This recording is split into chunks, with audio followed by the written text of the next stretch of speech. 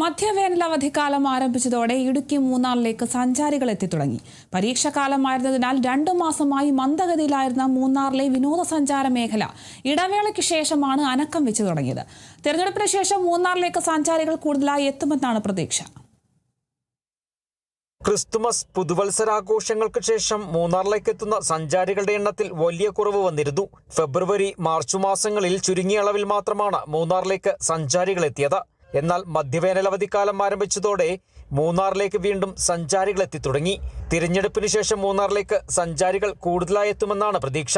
മൂന്നാറിലെ പ്രധാന വിനോദസഞ്ചാര കേന്ദ്രങ്ങളായ Rajamala, Mattupetty, Kundala, top station, hydel park, botanical garden തുടങ്ങിയ സ്ഥലങ്ങളിലൊക്കെയും സഞ്ചാരികളുടെ തിരക്കാരംഭിച്ചിട്ടുണ്ട്.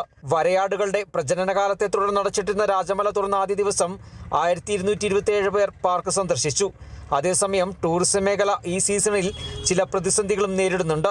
ചായക്കടകൾ, ഹോട്ടൽ, റിസോർട്ട്, ഹോം സ്റ്റേകൾ തുടങ്ങിയ സ്ഥാപനങ്ങളിൽ ഭൂരിഭാഗവും ജോലി ചെയ്തിരുന്നത് ഇതര സംസ്ഥാന തൊഴിലാളികളായിരുന്നു. തമിഴ്നാട്, ബംഗാൾ, ആസാം എന്നീ സംസ്ഥാനങ്ങളിൽ തിരഞ്ഞെടുപ്പ് നടക്കുന്നതിനാൽ SIRൽ പേര് ചേർക്കുന്നതിനും വോട്ട് ചെയ്യാനുമായി ജീവനക്കാർ കൂട്ടത്തോടെ നാട്ടിലേക്ക് മടങ്ങിയതോടെ പല സ്ഥാപനങ്ങളുടെയും പ്രവർത്തനം അവതാളത്തിലായി.